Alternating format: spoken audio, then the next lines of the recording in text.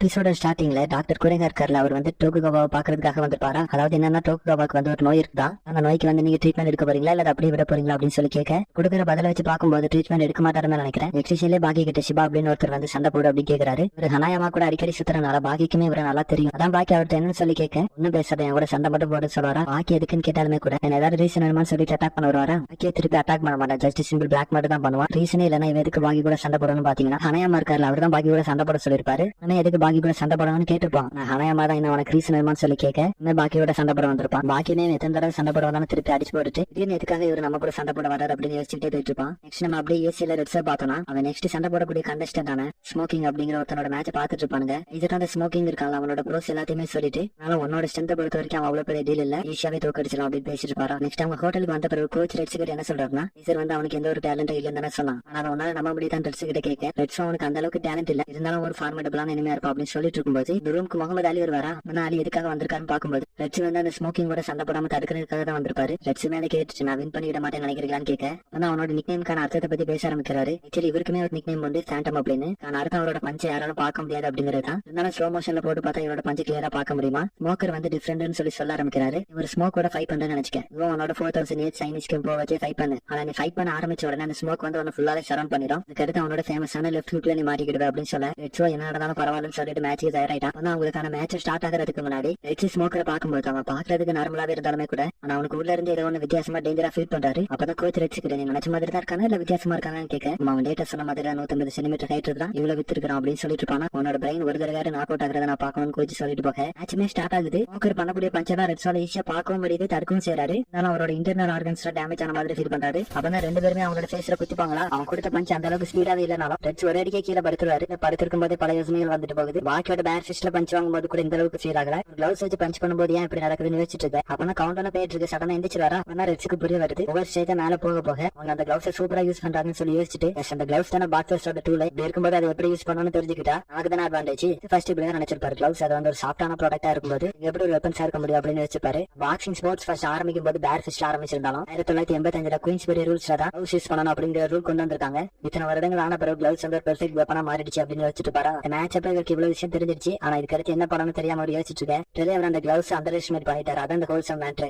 அந்த சீனை கட் பண்ணி பாக்கி வீட்டுக்கு வந்துட்டு இருப்பானா. வீட்டுக்கு வரதுக்கு முன்னாடி அந்த இடத்துக்கு சிபா வந்திருப்பாரு. உனக்கு என்னையாச்சு எதுக்கே அப்படி பண்ணிட்டு இருக்கான்னு பாக்கி கேட்கும்போது, ஹன்மா பாக்கி ரீசன் இருந்தாலும் சண்டை போடுவீங்க அவர் கேட்க, ரீசன் அப்படிங்கிறது முக்கியம் தானே, இல்ல பிராக்டிஸ் ஏதாவது அந்த மாதிரி பண்ண வந்திருக்கீங்களான்னு கேட்பானா. ஆனா இது உனக்கு ஒரு நல்ல பிராக்டிஸா இருக்கும் சண்டை போட வருவாரா. பாக்கி அவரோட ஃபேஸ்ல அடிச்சு படுக்க போட்டுவான். வீட்டுக்குள்ள போறதுக்கு முன்னாடி சிபா கிட்ட சொல்லிட்டு தான் போயிருப்பான், இங்க என் கூட பிராக்டிஸ் பண்ண வந்திருக்கீங்க, அது எனக்கு சந்தோஷமா தான் இருக்குது, நீங்க இவ்வளவு வீக்கா இருந்தா நான் என்ன பண்ண முடியும் அப்படின்னு சொல்லிட்டு போவானா. ஆனா சிபா மறுபடியும் சண்டை போட ரெடி ஆயிட்டாரு அப்படிங்கறத புரிஞ்சுக்கிட்டு வெளியே நடந்து வருவானா. அதே சமயத்துல சிபாவும் பாகியோட மூவ்மெண்ட் வெளியே கேட்டுட்டு தான் இருப்பாரு. கரெக்டா டோரை ஓபன் பண்ணி அவனோட ஃபினிஷ்ல ஒரு பஞ்ச் விடும். அதுல இவங்க ரெண்டு பேரும் சீரியஸா ஃபைட் பண்ணிட்டு இருக்கும்போது ரெட்ஸோ பார்க்கும்போது அவனோட ஆப்பனண்ட் அவனால ஒழுங்கா பார்க்கவே முடியல.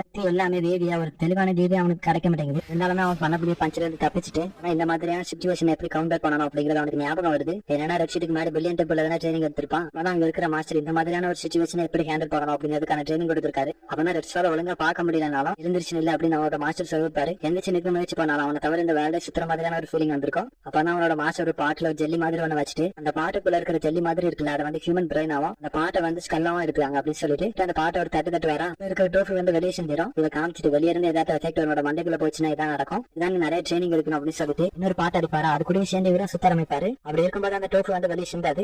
இதெல்லாம் யோசிச்சு பார்த்துட்டு ஆல்ரெடி அவன் ஹிட் வாங்கிட்டாங்க. சோ நெக்ஸ்ட் ஹிட் வந்து அவனோட மண்டையில படப்படா சொல்லிட்டு ஸ்டான்ஸே மாத்திரான். ஸ்டான்ஸே மாத்தினாலும் பரவாயில்ல சொல்லிட்டு ஸ்மோக்கர் அட்டாக் பண்ண வருவானா. அவன் கத்துக்கிட்ட மாதிரி அந்த பஞ்ச் கேட்டு டைரக்ஷன் சுத்த ஆரம்பிப்பானா. வரைக்கும் வரக்கூடிய பஞ்சில இருந்து தப்பிச்சாலுமே கூட ஆல்ரெடி பஞ்ச் வாங்கிருப்பாங்க. அதனாலே அவனோட பிரெயின் வந்து வேரியா தான் இருக்குது. ஸ்மோக்கரும் குறைஞ்சா இருக்கிறது எனக்கு தெரியும், இந்த மாதிரி பண்ணுவேன்னு சொல்லிட்டு அவனோட மூமெண்டே சேஞ்ச் பண்ணிடுவானா.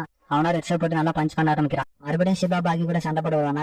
அவன் அடிச்சு படுக்க போட்டு வீட்டுக்குள்ள போயிடுவான். ஒரு 10 நிமிஷம் வெயிட் பண்ணிட்டு மறுபடியும் வெளியே வந்து பார்த்தா சிபா அந்த இடத்துல இருக்க மாட்டாரு. நெக்ஸ்ட் அவனுக்கு வீட்டுக்கு தேவையான திங்ஸ் வாங்கிட்டு வந்துட்டு போனா. வெளியில என்ன சண்டை போட சொல்லி கேட்டுட்டு இருப்பாரு. ஆனா சிபா வாயை திறந்து பேசுறதுக்குள்ள அவரோட பேசுற ஒரு பஞ்ச் கொடுத்துட்டு, நான் இப்ப சிபா எப்படி ஃபைட் பண்ணுவாரு காமிக்கிறேன்னு சொல்லுவானா. சிபாவை எனக்கு என்னோட ஃபைட்டை காமிக்க போறியான்னு சொல்லி யோசிச்சுட்டு இருக்கேன். நான் உன்னை மாதிரி இருந்திருந்தா நான் ஹன்மா பாக்கி மாதிரி சண்டை போடணும்னு ஆசைப்படுவேன்னு சொல்லுவாரா. ஹன்மா பாக்கி மாதிரி நானும் சண்டை போட்டு பாத்துட்டேன். ஃபர்ஸ்ட் அது வந்து எனக்கு ஈஸி, செகண்ட் நான் அந்த மாதிரி ஃபைட் பண்ணி பாத்துட்டேன். அந்த டூர் செட்டில் ஆகிற மாதிரி தெரியல. அவளுமே டிஃபீட் ஒத்துக்காம சண்டை போட வந்துகிட்டே இருக்காரா. ஒன்னும் ஷீபா பாக்கிய பார்த்து என்ன மாதிரி சண்டை போடணும்னு நினைக்கிறேன் சொல்லி கத்த இப்ப ஒரு அப்பர் கட் கொடுக்கலாம் அப்படின்னு பஞ்ச் பண்ணும்போது பாக்கி வாலண்டியரா அவனோட ஃபேஸை கொண்டாந்து அவரோட கையில விடுவான். ஆனா சிபாவோட கையை பிரேக் ஆயிருமா. நெக்ஸ்ட் கிக் பண்ணும்போது அதையுமே சேசரா வாங்கிப்பான்.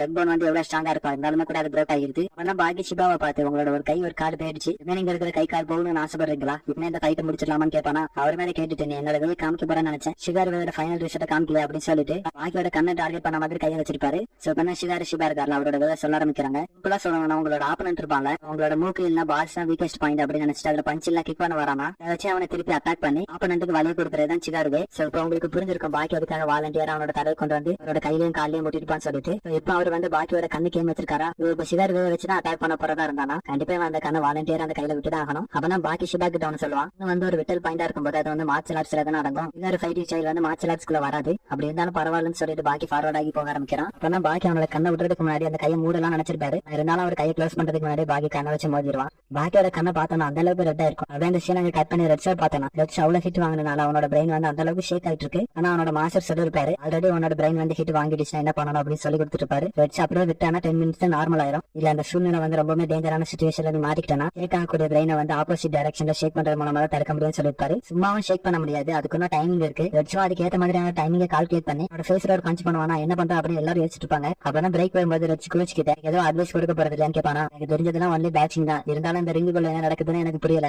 அப்படி இருக்கும்போது நான் எப்படி அட்வைஸ் கொடுக்க முடியும்னு அவர் குழம்பிட்டு இருக்கேன். அவரை பார்த்து நானும் உங்களை மாதிரி நிலைமையில தான் இருக்கிறேன், எனக்கு ஏதாவது அட்வைஸ் தாங்கன்னு கேட்கும்போது உங்ககிட்ட இருந்த எல்லாத்தையுமே கொடுத்து சண்டை போட அப்படின்னு சொல்ல வரா. சமயத்துல ஸ்மோக்கருமே அட்டாக் பண்ண வந்துடும். இவருமே ரெட்ஸ் அலாட் பண்ண ரெட்ஸுமே அந்த இடத்துல இருந்து தப்பிச்சிருவான். ரெட்ஸ் ரிங்குக்குள்ள போன பிறகு யோசிச்சுட்டு இருப்பான், இதுதான் கரெக்டான அட்வைஸ், என் இருக்கிற எல்லாத்தையும் கொடுத்து சண்டை போட சொன்னாரு. சோ என்னென்ன பாசிபிலிட்டி இருக்கோ அதை வச்சு சண்டை போடுறான். ரெட்ஸுமே யோசிச்சுட்டு இருக்கேன். ரெட்ஸ் அவனோட ஃபேஸ்ல 3 வித்தியாசமான பஞ்ச் கொடுப்பானா. நீ போட்டு நிக்க ஆடியன்ஸ் எல்லாரும் ஆச்சரியத்துல பாத்துட்டு இருப்பாங்க. ஸ்மோக்கர் எவ்வளவு பெரிய ஃபைட்டர், ஒரே நீல உட்கார வச்சுட்டான்னு சொல்லி எல்லாருமே ஆச்சரியத்துல பாத்துட்டு இருக்கேன். அப்பதான் ஸ்மோக்கர் அப்பர் கட் கொடுக்காருவானா. ரெட்ஸ் அவனோட ஃபேஸ் கவர் பண்ணிட்டு ஒரு பஞ்ச் கொடுக்க அவன் மறுபடியும் பஞ்ச் பண்ண வரும்போது மேல திருட்டு அவனோட ஃபேஸ்ல ஒரு பஞ்ச் கொடுப்பாரு. இதெல்லாம் ரொம்ப திணற ஆரம்பிச்சிடான். அப்பதான் ரெட்ஸ் ஹையரா ஜம்ப் பண்ணி அவனோட ஃபேஸ்ல பஞ்ச் பண்ண ஆரம்பிக்கிறான். இதேமே அவன் பில்லியன் டேபிள்ல தான் கத்திருப்பான். அவ்வளவுதான் இவன் சூப்பரா ஃபைட் பண்ணாலுமே கூட அவனுக்கு மேல யாராவது துள்ளி வரும்போது அவனால ஒழுங்கா பஞ்ச் லேண்ட் பண்ண முடியல. அங்கதான் அவனுமே கத்திருப்பான். மேல இருந்து ஒருத்தர் அட்டாக் பண்ண வந்தாங்கன்னா டிஃபெண்ட் மட்டும் தான் பண்ண முடியாது, திருப்பி அட்டாக் பண்ண முடியாது. அப்பதான் சைடு ரிங்கு கட்டி வச்சிருப்பாங்க, அதுல இருந்து துள்ளி வந்து அவனோட ஃபேஸ்ல ஒரு பஞ்ச் வைப்பான் பாருங்க. ஆடியன்ஸ்ல என்ன மாதிரியான பஞ்ச் வச்சுட்டு இருப்பாங்க. ஸ்மோக்கர் கொஞ்சம் கிளீமியான ஸ்டேட்ல இருக்கானா. இதான் சான்ஸ் சொல்லி ரெட்ஸ் அவனை பஞ்ச் பண்ணிட்டு இருக்கும்போது கொஞ்சம் கூட எக்ஸ்பெக்டே பண்ணல ஸ்மோக்கர் வந்து திருப்பி பஞ்ச் பண்ணிடுவான். சரி துள்ளி தப்பிச்சிடலாம் பார்த்தாலுமே துள்ளும் போது ஒரு பஞ்ச் கொடுப்பானா. புரியல அவ்வளவு டேமேஜ் வாங்கின பரவாயில்ல எப்படி திருப்பி அடிக்கிறான்னு வச்சிட்டு இருக்கேன். மறுபடியும் அந்த ரோப் யூஸ் பண்ணி அவனோட ஹெட்ல ஒரு பஞ்ச் கொடுக்கும்போது வாங்கின ஸ்பீடுக்கு ரெட்ஸ்க்கு ஒரு அப்பர் கட் ரிஃப்ளெக்ஸா கொடுப்பான். ரெட்ஸ் எதிர்பார்த்ததோட மேட்ச் வந்து ரொம்பவே டிஃபிகல்ட்டா போக ஆரம்பிச்சிட்டா. ரெட்ஸ் ஒரு சீக்கிரம் டெக்னிக் வச்சிருந்திருப்பாரு. ஏதாவது டிஃபிகல்ட்டியான மேட்ச் வந்துச்சுன்னா அப்ப யூஸ் பண்ணணும்னு சொல்லி வழியிலன்னு சொல்லி அந்த டெக்னிக்கை யூஸ் பண்ண அப்பதான் மூக்கு கீழே ஒரு விட்டட் பாயிண்ட் இருக்கும் போல. சோ அதுல பஞ்ச் பண்றது மூலமா எல்லா நர்வ் சிஸ்டமே கொஞ்ச நேரத்துக்கு பேரல் ஆகிடுமா. ஒரு பஞ்ச் கொடுத்தவங்க ஸ்மோக்கர் அந்த இடத்துல படுத்துருவாரு. ஸ்மோக்கர் ரெட்ஸ் வின் பண்ணது கோச்சால மட்டும் இல்ல, முகமது அலி அந்த மேட்சை பார்க்க வந்திருப்பாரு, அவராலுமே நம்ப முடியல.